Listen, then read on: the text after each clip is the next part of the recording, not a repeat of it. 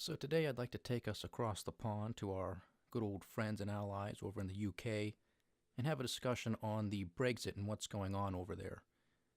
I know we get a little bit of that topic discussed somewhat frequently in the mainstream media here in the US, but not all that much. So there might be some questions hanging out there for some of you as to what it's all about, where it's headed, and what it means not only for the UK, but for the rest of Europe and quite possibly the rest of the global economy.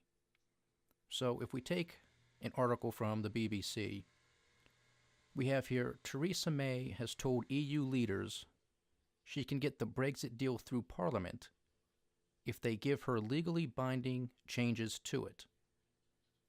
The UK Prime Minister, who also vowed to deliver Brexit on time, which would mean by their deadline of March 29th, was speaking after a series of meetings with top EU officials in Brussels. European Commission President Jean-Claude Juncker again ruled out the kind of changes Mrs. May wants to see. But the two sides agreed to further talks to break the deadlock. Mrs. May said she has also spoken to European Council President Donald Tusk about his comments on Wednesday about there being a, quote, special place in hell for those who campaigned for Brexit without a plan to deliver it safely. The Prime Minister went on to say Mr. Tusk's language was not helpful and had caused widespread dismay in the United Kingdom. Mrs. May said she had told him he should be focusing on working with the UK to get a Brexit deal. Mr. Tusk tweeted that there was, quote, no breakthrough in sight, end quote, following his talks with the UK Prime Minister. So this leaves us in a very interesting position right now. So for a little context and history on this, if you recall, it was only a few weeks ago that the UK Parliament voted down Theresa May's Brexit deal that she had negotiated with her EU counterparts. They didn't like it. The Labour Party, which is her opposition, shot it down entirely. They were united.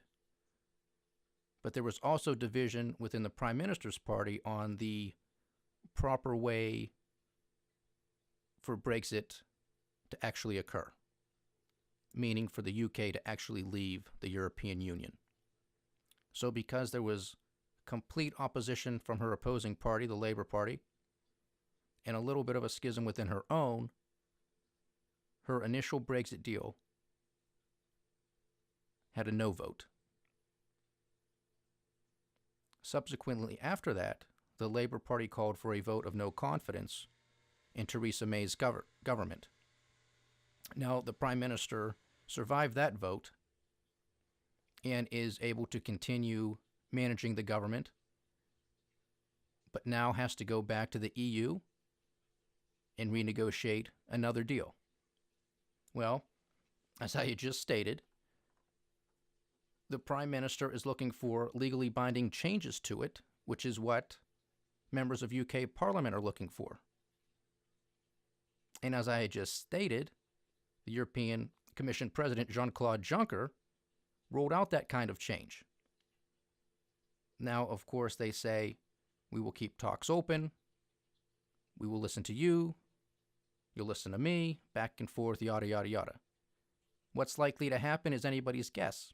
What we do know from the history of the EU and how they tend to handle these type of situations is they do wait until the 11th hour. How close we get to the deadline of that March 29th drop dead date remains to be seen. I believe it's evidently clear, however, that if Theresa May goes back to the UK completely empty-handed, that she's going to have a big problem on her hands.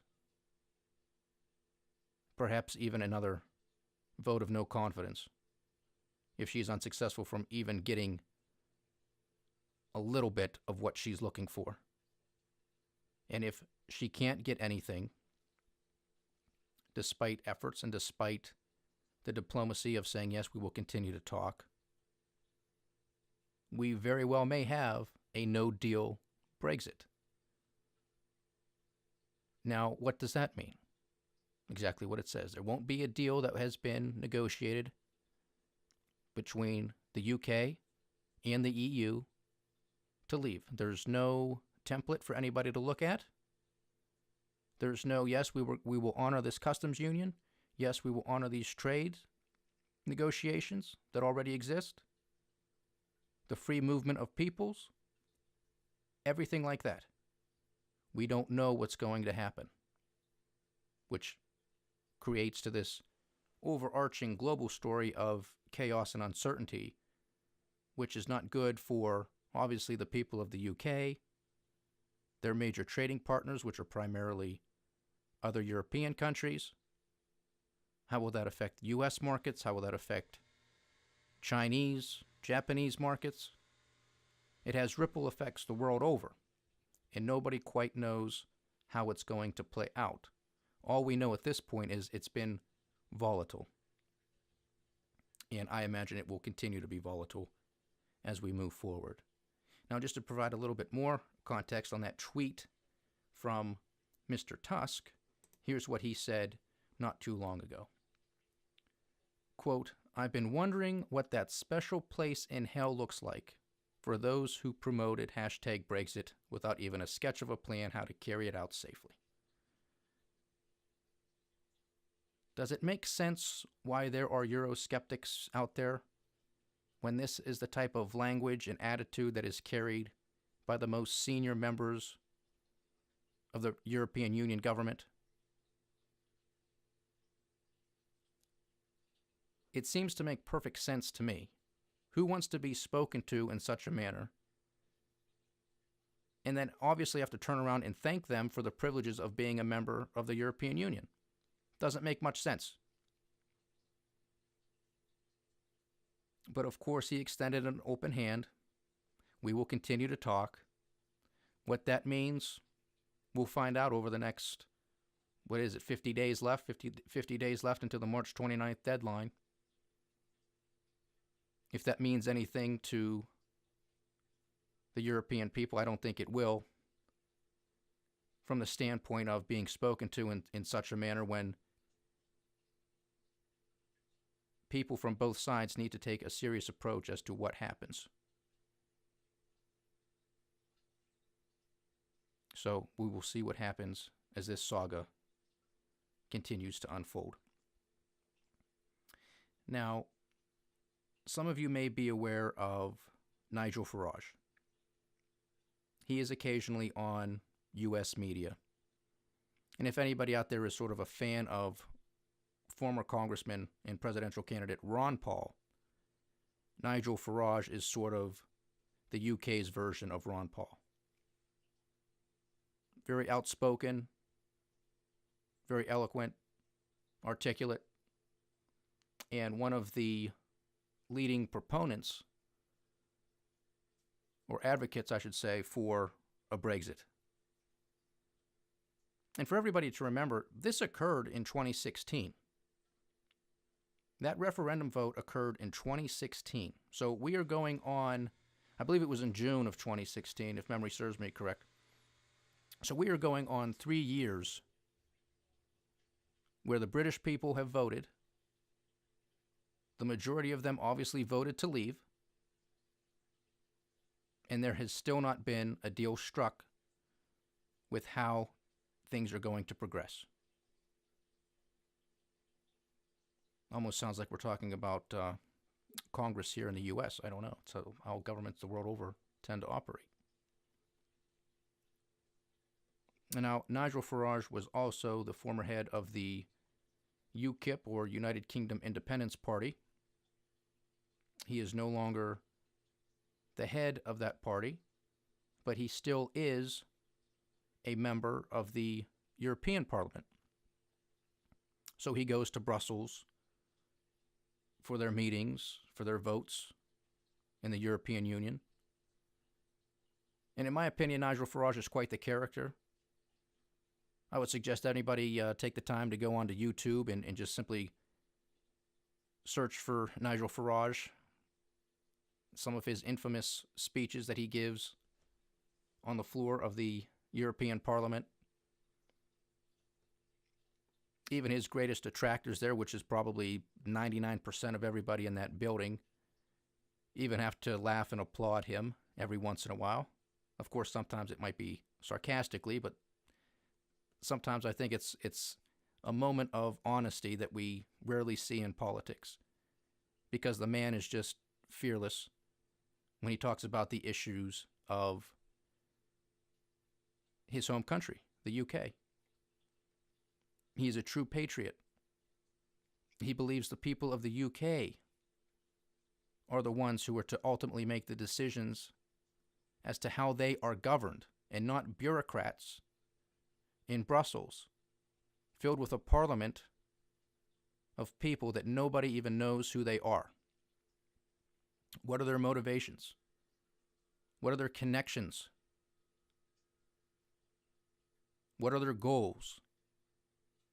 It's hard enough to keep track of one's own home government and all of the people that exist within that bureaucracy, let alone an entire continent of people with different languages, different beliefs, different cultures, different traditions. And that's what makes Europe, and more broadly the world, such a great place. It is that diversity. But it's also that diversity that makes it very difficult for the European Union to exist and persist, and it makes it very difficult for the euro as a currency to exist and persist.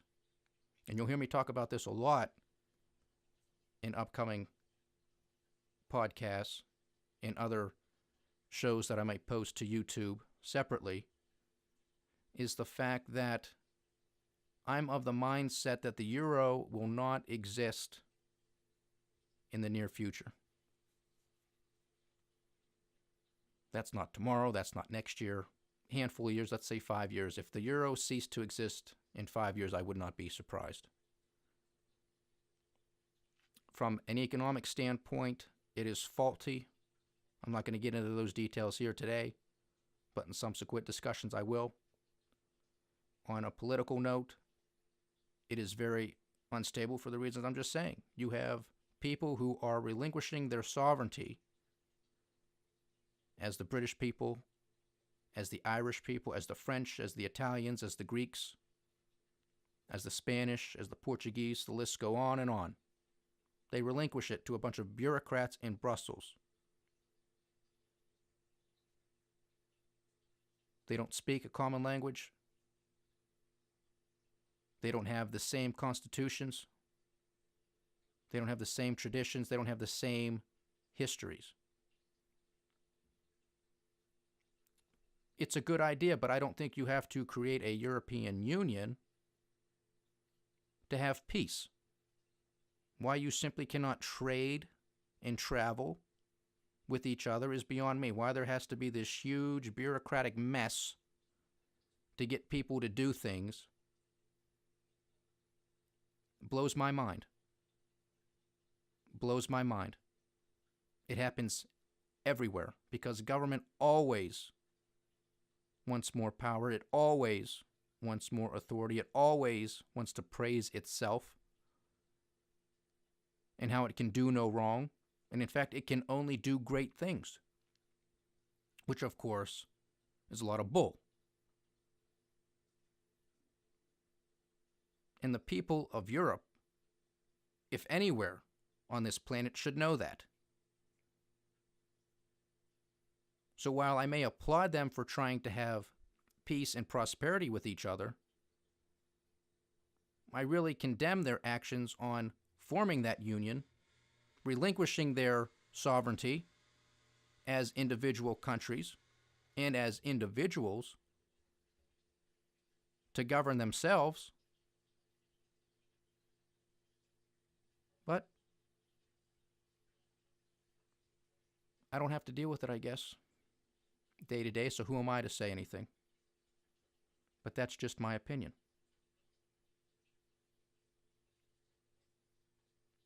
It's what I talk about a lot here with what's going on in the U.S. with this rising socialistic influence that's not just taking over people in the country, but now we actually have elected officials serving in Congress who believe this junk. It's very scary. It makes me worried for the future of this country. Because quote-unquote free stuff and being quote-unquote nice to other people and charitable with other people's money is appealing to a lot of people on the surface. Until you understand the history and the economics of it, then you know, well, I mean, it should be a no-brainer. But our government is in charge of our educational system, so there's a lot of people walking around there with no brains. So it really does make sense if you think about it. You just got to come full circle with it.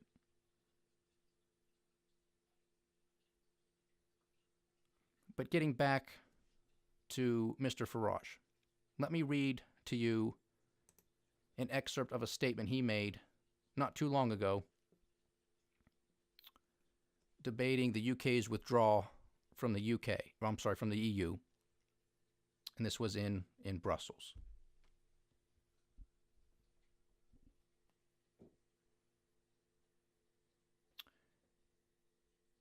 She, being Theresa May, signed up to something that no country, unless it had been defeated in war, would have signed up to. We now realize that mistake, and actually, the House of Commons, the country, is overall looking for a deal. But do you know something? Before the referendum, no one knew who the European Commission were. That Maoist Barroso was a complete unknown. You guys are now household names. And what we've seen is an appreciation in Britain that unelected bureaucrats in Brussels have been talking down to and humiliating the Prime Minister of our nation. And we don't like it. And even when she comes back, trying to be reasonable, saying, let's negotiate, let's renegotiate, you're not prepared to give an inch. The reason that a no-deal Brexit has got a little bit closer is because of the sheer language and attitude, not just from the Commission, but from many in Parliament towards the United Kingdom. I think public opinion will be very, very angry that there is no give today from anybody in Brussels whatsoever. I think many will say we're simply dealing with fanatics who are not prepared to be reasonable or make any sense of compromise. Of course, Theresa May has made compromise after compromise. Way too many compromises, in my view. So I think we are beginning to think that the public will come to a view that no deal is better than the backstop. And that's a big problem. It's a big problem for all of you who want to get reelected in a few weeks' time, because no deal means no 39 billion pounds, and your voters will be coughing up the money. No deal means the hundreds of millions of bottles of Prosecco we buy every year from Italy will become more expensive, as will 750,000 German cars. He continues, so why don't we all prepare sensibly for a no-deal scenario? Why don't we prepare to go to the World Trade Organization, use Article 24 so that we can, after we leave on March 29th, have a 2-year period of no tariffs, no quotas, no restrictions of any kind, no problems or difficulties with Ireland whatsoever. Brexit will have been delivered. You will have protected for at least 2 years your voters. That, ladies and gentlemen, right now, is the only possible constructive way forward. Again, that was Nigel Farage's remarks in regards to the UK's withdrawal from the EU, dated Wednesday, January 30th, 2019. So this was only a week ago. And this was before Donald Tusk's remarks as far as there's a special place in hell for the British people who voted to leave the EU. So the hostility that comes from the highest echelons of power within the European Union simply looks down upon the British people as making a careless mistake for wanting to leave. Now, what becomes interesting, well, one of the other things that becomes interesting in this is how the European Union, like any government and bureaucratic structure, wants to grow and remain more powerful. If, and I don't think it's a question of if, but it is when, it's just a matter of how the UK does finally leave the EU, what will happen to the UK economy? And this is big. This is big. You have to pay attention to this because this really sets the stage for what happens, I think, next with this whole European and Euro experiment. And those with power and in the know within the European Union know this. If the British people leave and everything is fine, or at least not as bad as all of these doomsayers say it's going to be, or will be, and the British people can continue to trade not only with European nations, but with other nations around the world, then the British people may still prove to be successful as a government, as a people who can rule themselves, and as an economy.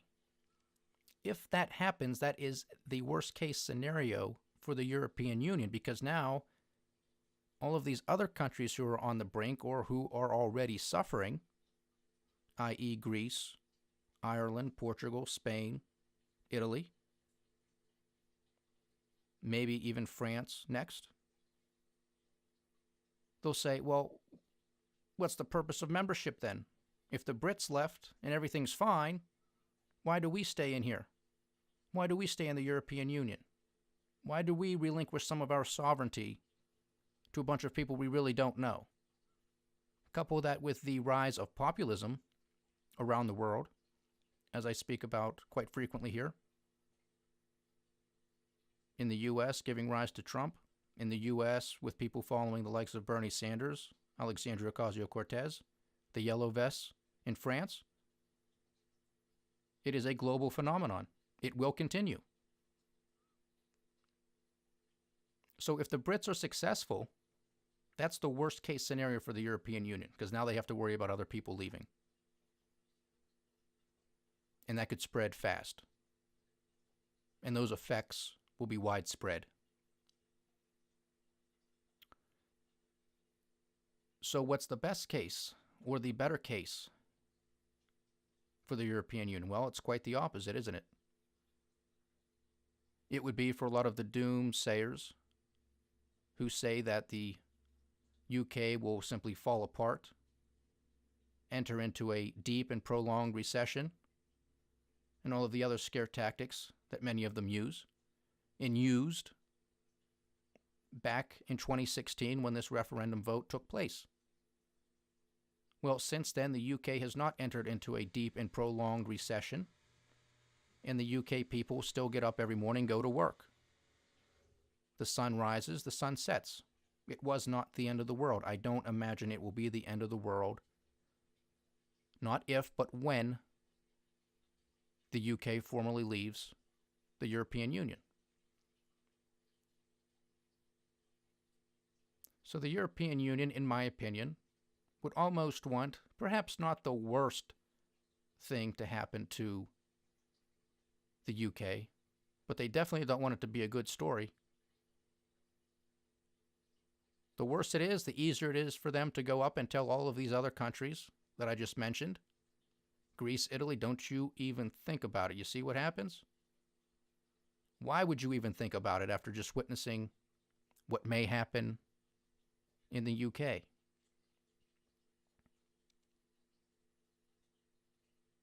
This is dirty politics of the highest order, because an economic and political experiment is starting to fail.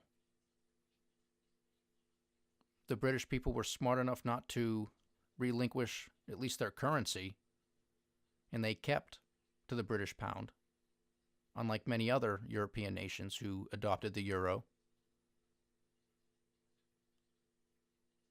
And now the British people, they voted. It's now up to their government to honor and respect that vote of the people and fulfill that promise of a Brexit.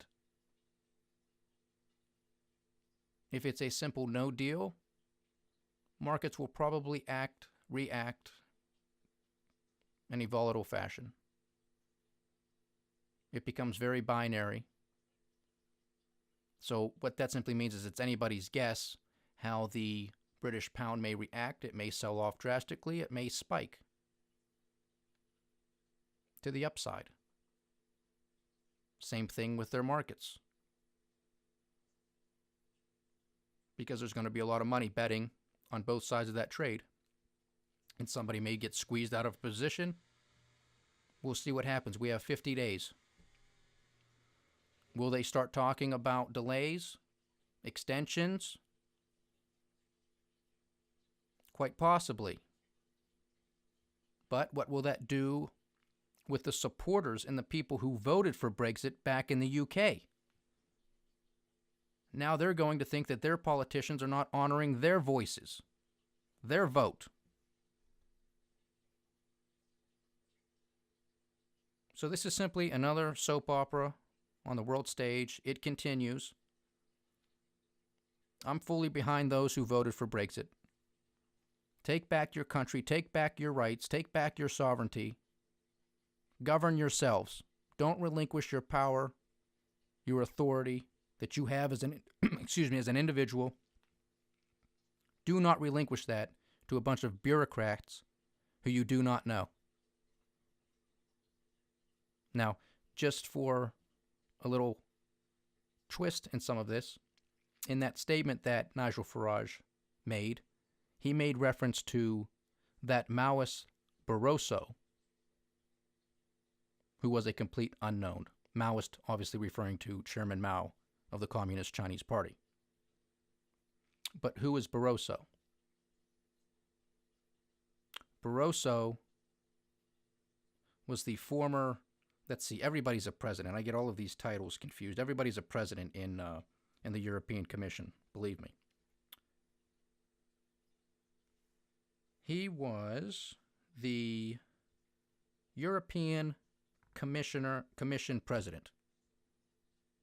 He preceded the current European Commission president, Jean-Claude Juncker.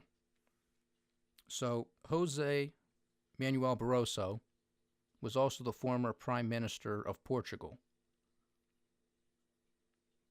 So he is no longer the European Commission president, but in 2016, he became a non-executive chairman of London-based Goldman Sachs International, which is the bank's largest subsidiary. How's that for you? You see how all these people are connected? You see who these people really work for? It's unbelievable. It's unbelievable. It just, if you're here in the U.S., our Treasury Department and our government has been filled with people from Wall Street, particularly Goldman Sachs. Hank Paulson, the former Treasury Secretary under George W. Bush, was a former CEO of Goldman Sachs. Now you have the former European Commission president as a non-executive chairman for Goldman Sachs International. That's just one of them. Go down the rabbit hole. Create that spider web of how everybody is connected. Probably be somebody's full-time job. Probably have to have a bodyguard or two, because that would be a dangerous job, uncovering all that. Who's married to who? Whose brother-in-law works here? How'd he get this job? Who's she? Is she qualified? Of course she's not, but he knows him. And that's how it goes. So when you look around and you see all these problems, you see people who are in positions who have no business being in those positions. So while one may scratch his head and say, what's going on here? How can things be so bad? How can all of these finances be so messed up? Just look at reality. Look at all these connections. Backdoor deals. Nepotism. It's not what you know, it's who you know. And we all pay the price of that. So we'll continue to keep you updated as there are more deals or no deals in regards to the Brexit situation. What happens politically, what happens economically. We'll continue those discussions. But it's an interesting time to be alive. With all of this populism around the world, it's a question of what happens. Is it really a question of nationalism, where there is a sense of patriotism and homegrown pride, and for people to take back their sovereign rights as individuals and to govern themselves and to chart their own destiny? Or will it go by the wayside? Will it go to socialism? Will it go to the bureaucrats who are unaccountable to the people? The choice is ours. I pray and hope we choose the former, because then the sky's the limit. If it's the latter, start digging the holes. Thanks for joining me today, everybody. This is the Capital News. I am Alex Karitis, and Godspeed.